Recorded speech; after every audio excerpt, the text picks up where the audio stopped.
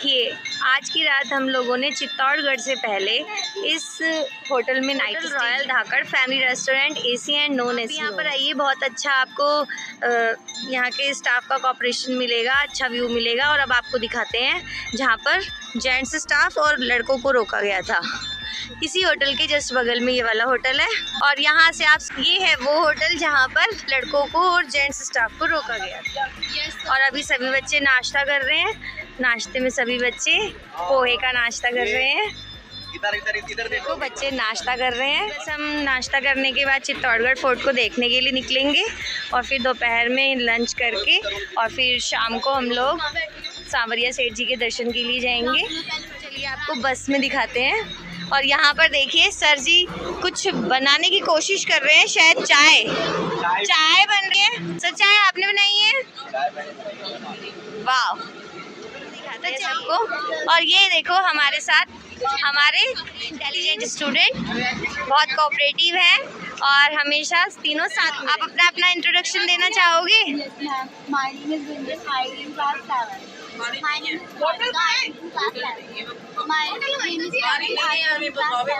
चलिए देखते हैं अंदर क्या। ये हमारी सीट है। हेलो सभी बच्चों को। Hello Gulshan. Hello Vinayak. Hello, she is the most beautiful girl and he is very funny boy.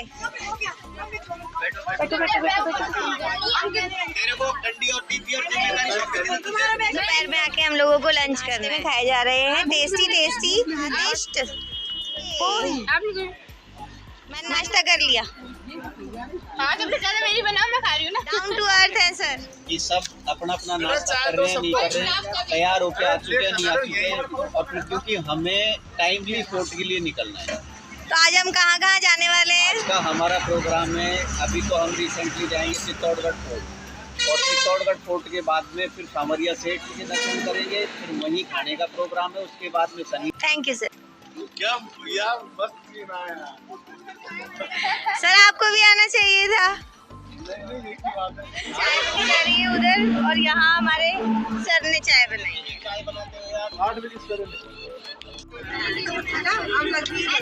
तो अब फोटोज।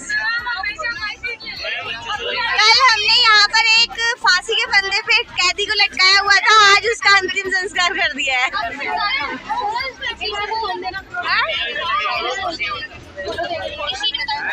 ये लड़की देखो घूम रही है। ये नहीं बैठो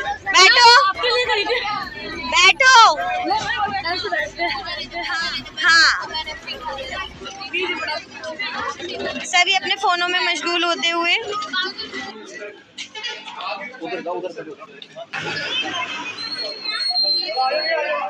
मेरे वाले बच्चे अपन ने रात को छाट लिए थे जो हमारे भी होना था ना।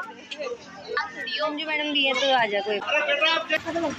हाँ भाई बच्चों, सभी बच्चों के लिए ऑटो करवाए गए हैं ताकि बच्चे आराम से पहाड़ पे चढ़ाई कर सकें। और पीछे पीछे स्कूल की बस आ रही है। बस में हम लोग आए थे। हमारे साथ इस ऑटो में 2 टीचर्स बैठे हुए हैं। एक तो है मंजू मैडम और दूसरी है पूना मैम। ऑटो हमारे आगे जा रहा है। ये रास्ता चित्तौड़गढ़ किले की तरफ जाता है। सुबह के समय कुछ ऐसा लगता है चित्तौड़गढ़। देखिए वो पहाड़ी पर हमें दिख रहा है चित्तौड़गढ़ फोर्ट। ऐसा माना जाता है कि चित्तौड़गढ़ का फोर्ट जो है वो लगभग 13 किलोमीटर में फैला हुआ है और ये एशिया का सबसे बड़ा किला है। और वहाँ अब जो आपको चोटी दिखाई दे रही है वो है विजय स्तंभ की चोटी, जैन भगवान जी का।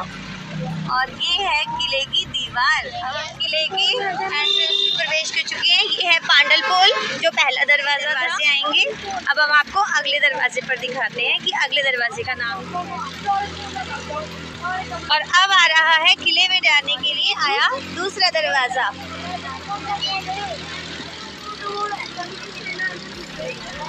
और इस दरवाजे का नाम है भैरव पॉल। और यहाँ पर अंदर घुसते ही आपको भैरव बाबा का छोटा सा मंदिर दिखाई देगा। तो चलिए आपको भैरव बाबा के दर्शन करवाते हैं। ये है कल्ला जी राठौर। अब आपको दिखाते हैं किले का तीसरा दरवाजा। देखिए सामने की तरफ हमें दिखाई दे रहा है तीसरा दरवाजा और दरवाजे के एंट्रेंस पे मंदिर बना हुआ है हनुमान जी का और इस दरवाजे का नाम है हनुमान पोल। अब हम चौथे दरवाजे की तरफ आगे बढ़ रहे हैं। सुबह लोग यहाँ पे वॉकिंग करने के लिए भी आते हैं, इनकी वॉकिंग भी हो जाती है और किले का भी मनोरम दृश्य इन्हें देखने को मिलता है। पुल आएगा ना वो एंड में आएगा। यहाँ है बिल्कुल खड़ी चढ़ाई, हम आ पहुँचे हैं अगले दरवाजे पर। कौन सा पुल? और ये है गणेश पोल। अब यहाँ पर हमें एक लिंगनाथ शक्तिपीठ जी का मंदिर देखने को मिलेगा, तो बोलिए एक लिंगी भगवान की जय। और अब आ गया अपना नेक्स्ट दरवाजा और इस दरवाजे का नाम है ढोलक कोट पोल। हमारी दोनों ऑटो जा रहे हैं, आ चुके हैं नेक्स्ट दरवाजे पे और ये दरवाजा सबसे सुंदर दरवाजा है। विभिन्न प्रकार की छतरियाँ भी बनी हुई है यहाँ पर, शायद आपको हनुमान जी के स्वरूप बंदर के भी दर्शन हो जाए। अभी हम देखिए सामने आपको एक प्राचीन मंदिर दिखाई दे रहा है, तुलजा भवानी माता का मंदिर। तुलजा भवानी माता की टिकट काउंटर है, आप यहाँ से टिकट ले सकते हैं, वाहन वगैरह पार्किंग करने की जगह। अब हम इस तरफ जाएंगे तो हमें तोपखाना देखने को मिलेगा, लेकिन अभी हम सीधा पहले बच्चों को लेकर जा रहे हैं अंदर का मेन महल दिखाने की। जो आपको इस तरफ दिखाई दे रहा है ये है उदय सिंह और यहाँ पर जो लगभग 50 किलो का सूरज रखा हुआ था सोने का। ऐसा माना जाता है कि जो महाराणा थे वो बिना सूर्य को अर्घ दिए कभी भी भोजन ग्रहण नहीं करते थे, तो बरसात के दिनों में क्या होता था। लेकिन देखिए अभी हम आ चुके हैं बड़ी पोल पर, तो कहानी को आगे बढ़ाते हैं। बरसात के दिनों में अगर सूर्य देवता के दर्शन नहीं होते थे तो उसके लिए उन्होंने ये उपाय सोचा था कि एक 50 किलो का बड़ा सोने का सूर्य बनवाया गया था और उसे इस किले में स्थापित करवाया था। जिस दिन सूर्य नहीं निकलते थे उस दिन वो उसी को ही अर्घ देकर भोजन ग्रहण करते थे। तो अब हम आ पहुँचे हैं मीराबाई जी के मंदिर की तरफ, तो चलिए आप मीराबाई जी के मंदिर के दर्शन करवाते हैं जहाँ पर मीराबाई ने विष का पान किया था। हम आए हैं तो यहाँ पर मीरा महोत्सव है, एक भक्ति प्रोग्राम, और अब हम मीराबाई जी के मंदिर में प्रवेश। Please silence. पर्वत रेंज के ऊपर ये किला है, उदयपुर, चित्तौड़, कोटा, बूंदी आते हैं ना, अरावली पर्वत है, उन्हीं के ऊपर ये किला बना हुआ है। 600 फीट की ऊंचाई के ऊपर ये बना हुआ है। 13 किलोमीटर की लंबाई है, आधा किलोमीटर की चौड़ाई है। इसको बनाया था आज के 1500-1700 साल पहले। आप लोगों ने नाम सुना, चंद्रगुप्त अशोक सम्राट का भतीजा था चित्रांगद मौर्य। तो चित्रांगद मौर्य ने इस किले की नींव रखी थी और प्राचीन समय में इसका नाम था चित्रकूट। बाद में कभी इसका नाम चित्तौड़ रहा, कभी खिजराबाद रहा, कभी चित्रकूट। ठीक है, इसको वो मौर्य वंश ने राज करने के बाद में 8वीं शताब्दी में गुजरात के रहने वाले थे सूर्यवंशी राजा बापा रावल, उन्होंने इधर हमला किया और ये किला मौर्य वंश से जीत लिया हो। फिर बाद में 8वीं शताब्दी से लेकर 16वीं शताब्दी तक, मतलब महाराणा प्रताप, उदय सिंह के टाइम तक सब सूर्यवंशी राजाओं ने राज किया। सूर्यवंशी राजा वही हुआ करते थे जो सूर्य की पूजा करते थे, ठीक है ना। इस दरमियान इस किले के ऊपर हजारों हमले हुए। पहला हमला सन 1303 में हुआ था दिल्ली के सुल्तान अलाउद्दीन खिलजी का। जब अलाउद्दीन खिलजी ने हमला किया तब यहाँ की रानी थी रानी पद्मनी। ऐसा कहते हैं वो पानी पीती थी तो गले में नजर आता था, उसके लिए अलाउद्दीन खिलजी ने इधर हमला किया। जब रानी पद्मनी अपनी इज्जत बचाने के लिए जिंदा आग के अंदर जौहर कर लेती है, मतलब जौहर का मतलब होता है जो लेडीज अपने आप को जिंदा आग के अंदर जलाती है ना, तो बोलते थे जौहर। और एक क्या होता था उस जमाने एक प्रथा और रहती थी जिसका नाम था सती प्रथा, कि राजपूत लोग किसी भी कारण मारा जाता था तब उसकी पत्नी को भी उसके साथ चिता में बैठ के जलना होता था, उसको बोलते थे सती। राम मोहन राय का नाम सुना आपने? वो कहीं के राजा नहीं थे, उनके आगे राजा लगाया था, उन्होंने सती प्रथा के ऊपर प्रतिबंध लगाया। तो जब पहला हमला अलाउद्दीन खिलजी ने किया तब पहला जौहर यहाँ की रानी पद्मनी ने किया 16,000 राजपूत लेडीज के साथ। जब रानी पद्मनी ने जौहर कर लिया था, अलाउद्दीन खिलजी ने पहले हमले में इस किले को खंडर बना दिया। ऐसे 3 बड़े बड़े हमले हुए थे, इन तीनों हमले के अंदर पूरा किला डैमेज हो गया। पहले मेवाड़ की राजधानी चित्तौड़ हुआ करता था, बाद में जब अकबर ने हमला किया तब यहाँ से राजधानी हटा के उदयपुर उदय सिंह ने शिफ्ट कर दिया। पहले चित्तौड़ बना, बाद में उदयपुर बना। अभी मेवाड़ की राजधानी उदयपुर है। पहले किले की एक एक चीज देखने के लिए आपको 7 दिन का टाइम चाहिए, इसलिए अभी अपन जो इसके मेन पॉइंट है वही देखेंगे। अभी हम लोग जहाँ खड़े हुए हैं यहाँ पे 4 मंदिर बने हुए। बड़ा वाला मंदिर है, 1200 साल पुराना मंदिर है, विष्णु भगवान का मंदिर है। चारों तरफ इसके विष्णु भगवान की मूर्ति देखो आपको देखने के लिए मिलेगी। और 2 मंदिरों की 2 कॉपी है, आगे से सोमनाथ और पीछे से जनकपुरी का, और आगे से देखोगे तो सोमनाथ का मंदिर। 2 मंदिरों की 2 कॉपी बनी है बापा रावल ने इसको 12वीं शताब्दी के अंदर बनाया था। अंदर विष्णु भगवान की पूजा अर्चना होती थी, लेकिन 1303 के हमले के अंदर ये मंदिर खंडित हो चुका था। बाद में राणा कुंभा, नाम सुना, जिन्होंने कुंभलगढ़, मांडलगढ़, रणथंभौर का फोर्ट बनाया, चित्तौड़ का विजय स्तंभ बनाया, उन्होंने इसको रिपेयर किया और उन्हीं के नाम इसका नाम दिया विजय स्तंभ, एक कुंभ श्याम टेम्पल। अभी लोग आप अंदर जाएंगे तो आपको 3 नई मूर्तियां देखने के लिए मिलेगी, राधा, कृष्ण, बलराम। क्योंकि अलाउद्दीन खिलजी ने 1303 के अंदर विष्णु भगवान की मूर्ति को खंडित कर दिया था। बाद में राणा कुंभा ने रिपेयर किया, राधा कृष्ण मूर्ति की स्थापित की और उन्हीं के नाम से नाम दिया कुंभ श्याम टेम्पल। इसी के सामने आपका नजर पड़ा हुआ था गरुड़ का मूर्ति बना हुआ है, काले कलर की मूर्ति देखे ना उस मंदिर के अंदर, उससे प्रतीक होता है पहले विष्णु भगवान का मंदिर वगैरह था। इसके पीछे 2 मंदिर और बने हुए हैं, तो एक है मीराबाई का मंदिर। मीराबाई राजस्थान की रहने वाली थी, लेकिन राजस्थान के 2 भाग इधर रहे, जिसका नाम है मेवाड़, मारवाड़। मारवाड़ की रहने वाली थी, चित्तौड़ मीरा का ससुराल हुआ था, यहाँ मीरा शादी करके आई थी। आने के बाद में उसके राज परिवार ने उसके लिए पूजा अर्चना करने के लिए कृष्ण का मंदिर बनाया था। लेकिन जब मीरा की मौत हो जाती है तो उसके देवर विक्रमादित्य ने मीरा को तरह तरह से कष्ट दिए, परेशान किया कि भाभी आप विधवा है, आपको तो सती हो जाना चाहिए, आप साधु संतों के साथ रहती है, हमारे परिवार की बेइज्जती होती है। तो मीरा को बोला कि आप ये नाच गाना छोड़िए और आप महलों में रहिए, लेकिन मीरा नहीं मानी। फिर मीरा को उन्होंने मारने का प्लान बनाया। मीरा को बोला ये भाभी ये जहर का प्याला है, इसी मंदिर के अंदर आपके भगवान के अंदर शक्ति होगी तो आपको बचा लेंगे, आप ये पी लीजिए। तो मीरा ने हंसते हुए उसी मंदिर के अंदर जहर का प्याला पिया था। उसकी भक्ति के अंदर इतना शक्ति था, वो नेचर का अमृत बन गया। मीरा नहीं मरा। दूसरी बार उसी मंदिर के अंदर मीरा जो कृष्ण की मूर्ति को पूजा करती थी ना, जो मूर्ति उसको साक्षात दर्शन दिया करती थी, उसी को पहनाने के लिए जो डेली फूल आते थे उसके अंदर सांप रख के पूछा। मीरा ने उस सांप को भी उठाया, कृष्ण की मूर्ति को बनाया, वो सांप भी नेचुरल फूलों का हार बन गया। फिर मीरा चित्तौड़ से परेशान होकर उस मंदिर के अंदर कृष्ण की मूर्ति थी अपना साथ लेके यहाँ से पुष्कर, फिर उसके बाद मेड़ता में जाने के बाद कुछ टाइम महलों में रहती है, लेकिन उसका मन उजड़ जाता है। फिर कुछ साधु संतों के साथ रह के हरिद्वार, वृंदावन चारों तरफ घूम के, द्वारिका जो गुजरात में कृष्ण का मंदिर है ना, वहाँ मीरा को कई लोगों ने मंदिर के अंदर जाते हुए देखा, रिटर्न निकलते हुए किसी ने देखा। ऐसा कहते हैं वहीं मीरा की कृष्ण की मूर्ति फटी और मीरा उसके अंदर समा गई थी। पूरे हिंदुस्तान में मीरा की समाधि आपको कहीं देखने के लिए नहीं। उसी के सामने एक छोटा मंदिर और बना हुआ जो मीरा के गुरु थे संत रेजा, वो यहाँ के हरिद्वार वृंदावन में रहते थे, लेकिन मीरा उनका अपना गुरु मानती थी, तो उनके बैठने का स्टैंड वही बना हुआ। एक और ये मंदिर है, इसके अंदर कोई मूर्ति वगैरह नहीं है। इसको देखो, जब ये मंदिर बनाए थे तब कई पत्थर बच चुके थे, तो उनको वेस्ट नहीं जाने दिया और ये मंदिर बना दिया। एक जैसी डिजाइन नहीं दिखाई दे रही, देखो अलग अलग तरह के पत्थर लगे, बाकी सब मंदिरों में आपको एक जैसी डिजाइन दिखाई देगी। ठीक है, देखो ध्यान से देखो, इसके अंदर कोई मूर्ति वगैरह नहीं है, पंडित के रहने के लिए ये मंदिर बना था। अब आप लोग मेरे साथ चलेंगे, पहले मीरा मंदिर देखेंगे, फिर राधा कृष्ण के मंदिर के दर्शन करके आगे विजय स्तंभ जौहर पहले सभी देखेंगे। आइए। आवाज नहीं।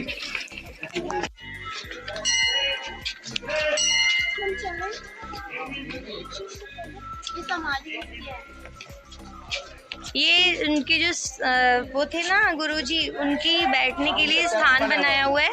और यहाँ से तुम नीचे से देखो, ऊपर एक वो फोटो बनी हुई है और वो चारों तरफ से एक जैसी लगेगी।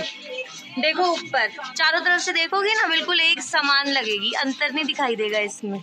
हाँ, चारों मतलब मुंह एक है, लेकिन चारों दिशाओं में इसके पैर हैं। किसी भी डायरेक्शन से देखोगे तो सेम ही दिखेगा। शूज उतारे बेटा, बिना अंगुल।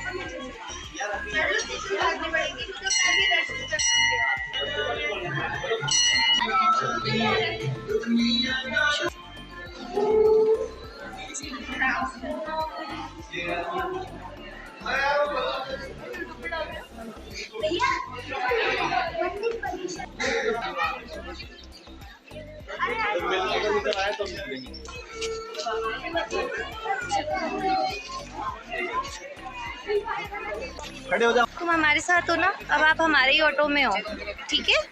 हमारे साथ हो तो हमारे ऑटो में ही हो। हाँ, पीछे बैठ जाइए। अब हमारी अगली डेस्टिनेशन है विजय स्तंभ, और विजय स्तंभ के पास ही बना हुआ है जौहर स्थान था, जहाँ जौहर किया गया था। और वहीं आपको उसी प्रांगण में समिदेश्वर शिव मंदिर के दर्शन भी करवाएंगे। जो जौहर स्थल है वो फिलहाल भरा हुआ है मिट्टी के द्वारा, क्योंकि वहाँ पर बरसात के समय पे वहाँ पर पानी भर जाता था, तो विजय स्तंभ के गिरने की थोड़ी सी संभावना थी। अब हम उतर रहे हैं। नहीं, यहाँ पर देखो पानी है, बहुत गहरा है ये कुंड, इसलिए इसके अंदर तो जलकुंभी और एक्वेटिक प्लांट है। अब आप थोड़ा दूर हो जाइए, चलिए। हाँ गहरा है ये बेटा। ऑटो आ चुके हैं। ये सामने है ना, ये सोमेश्वर महादेव मंदिर है। इसमें ये वो जो सारी मूर्तियाँ नीचे है, सिर्फ उनका मुंह दिखता है। सामने मंदिर है ये। तो बैठते हैं।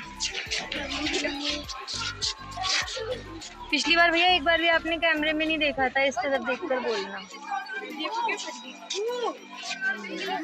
इस वाले गेट से जो स्थल है ये जौहर स्थल है। ये जो पूरी बाउंड्री है ये जौहर स्थल है। इसको भरवा दिया गया क्योंकि बरसात में पानी हो जाता था ना, फिर विजय स्तंभ के गिरने का मिट्टी भरवा दी ना इसके अंदर जौहर स्थल में। वो रहा देखो बीच में हवन कुंड बना हुआ है, दिख रहा है आपको हवन कुंड?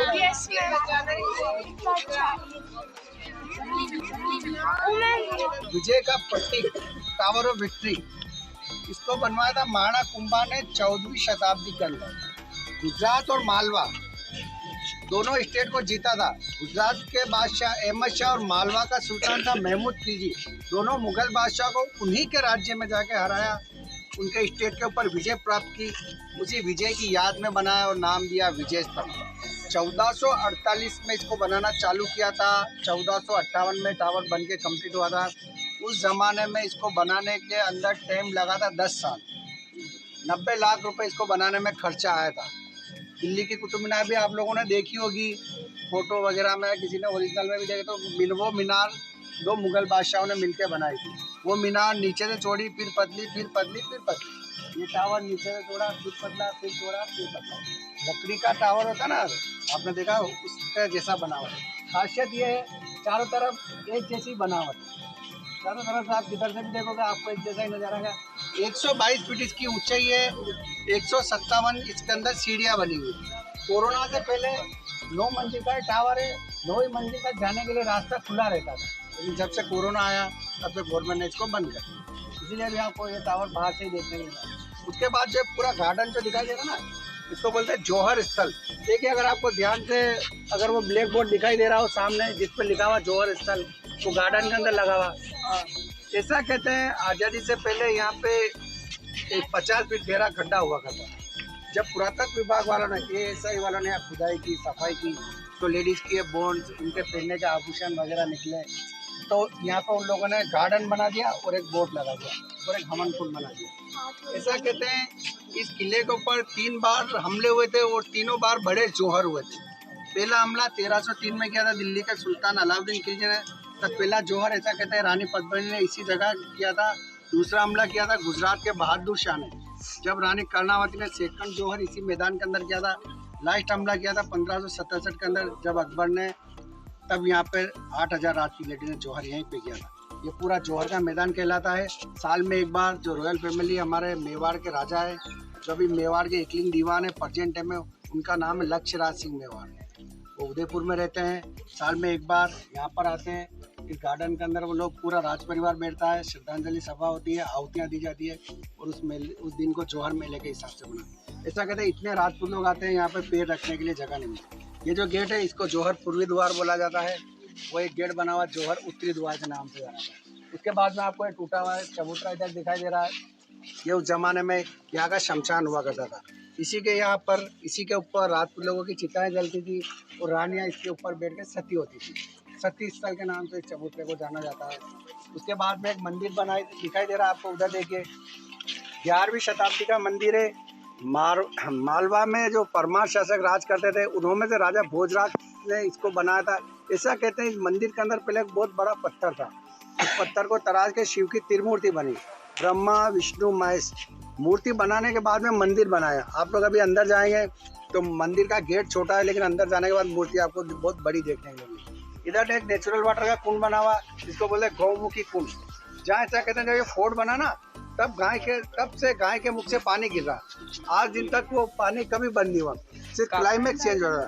अभी जैसे सर्दियों का टाइम है वो पानी नेचुरल गर्म आ रहा है, और गर्मियों का टाइम आएगा वो पानी अपने आप ठंडा हो जाएगा।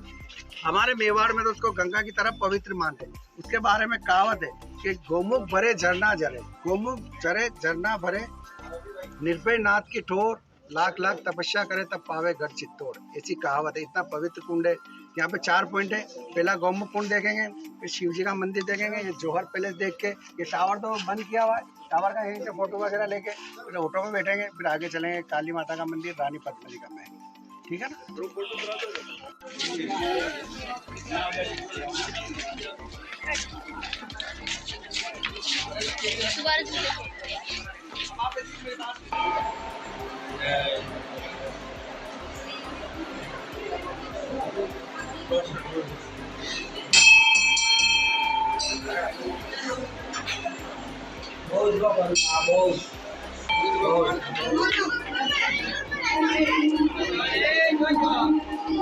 मैम इसमें आए थे?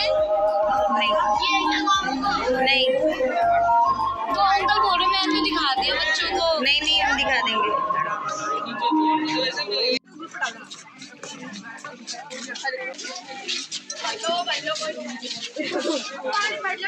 देखो बच्चा, पेड़ मैंने बोला था नहीं, सुंदर पेड़ आएगा। ये पेड़ के पास खड़े हो, फोटो खींचती हूँ। तो विजिट करने आए हो, इसको बोला जाता है रानी पद्मिनी का पैलेस। रानी पद्मिनी का नाम तो आप लोगों ने सुना है कि रानी पद्मिनी उस जमाने की विश्व सुंदरी हुआ करती थी।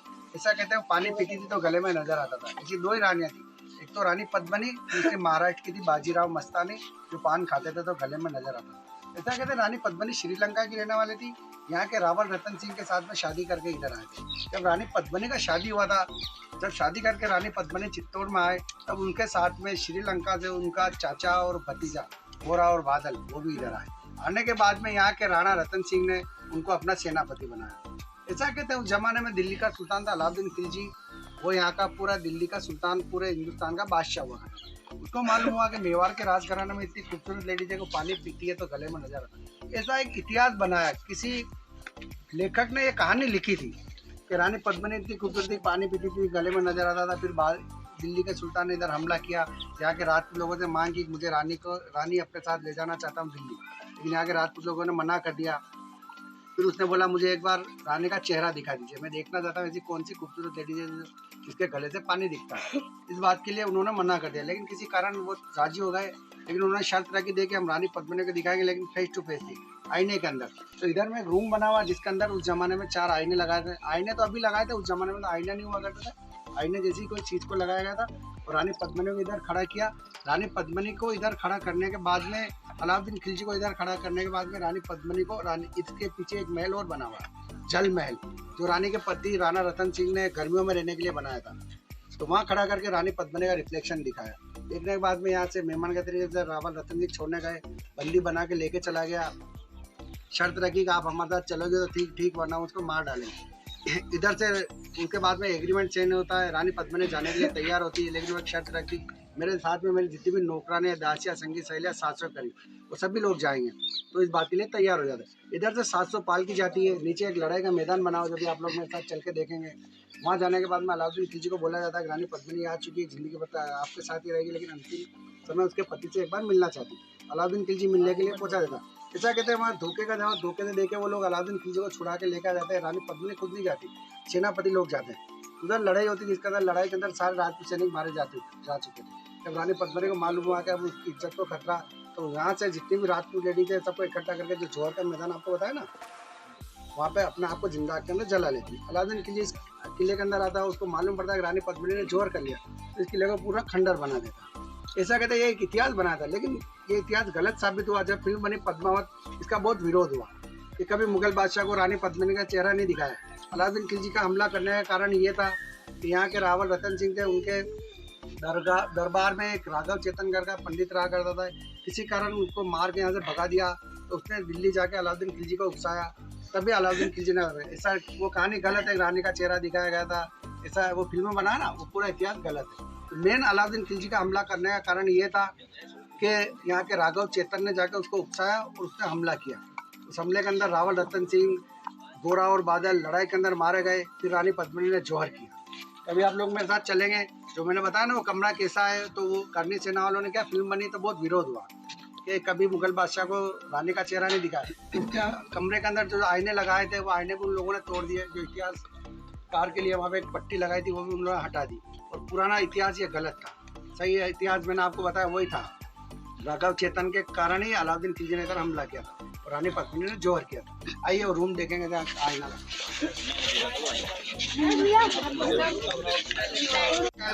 को यहाँ खड़ा किया, इधर एक मिरर था, उस मिरर के अंदर रिफ्लेक्शन नजर आता है। बेटा हटना वहाँ से। वो देखिए पानी के अंदर महल बनाओ ना, जिसमें रानी पद्मिनी गर्मियों में रहती थी, तो वो मिरर के अंदर ऐसा उन्होंने सेट किया तो उसकी सीढ़ी इस तरह मिरर में नजर आती है। अगर उस सीढ़ी को हम यहाँ से आईने जैसी वाली चीज में दिखाया था। अगर आपको देखना होगा कि वो आईने कैसे दिखाया था। आप सबके पास मोबाइल है, गाइड पिक्चर में गाना है, कांटों से खींच के अच्छा रात में जीने की तमन्ना है, उसकी शूटिंग यही की है। देवानंद को तो यहाँ पे खड़ा हुआ दिखाएंगे, भाईजान रहमान जी को जो पानी के अंदर बैठे ना उसके अंदर दिखाएंगे, और वो मिरर पे आप। अब हम जा रहे हैं कीर्ति स्तंभ, है ना भैया? सूरजपुर गेट वहीं पर ही तो है, कीर्ति स्तंभ भी है ना भैया? मैम देखो फतेश्वर महादेव मंदिर था बच्चों, इस तरह सबसे अच्छी इनकी आ रही है। बिल्कुल पकड़ी पकड़ा नहीं। बिंदु दीदी एक पैर नीचे और ऊपर स्वर्ग में। ये क्या है? जैसे पहाड़ी के पीछे से सूर्य उदय होता था, लड़ाई चालू हो जाती थी। पहाड़ी के पीछे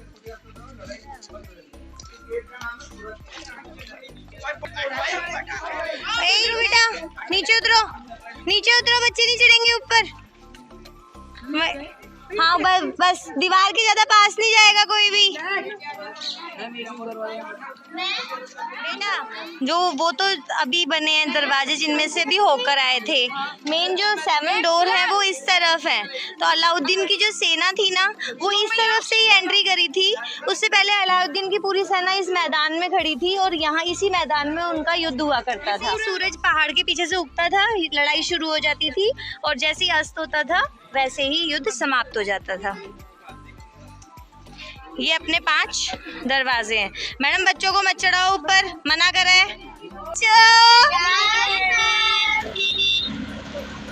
अब की बार हम लोग हैं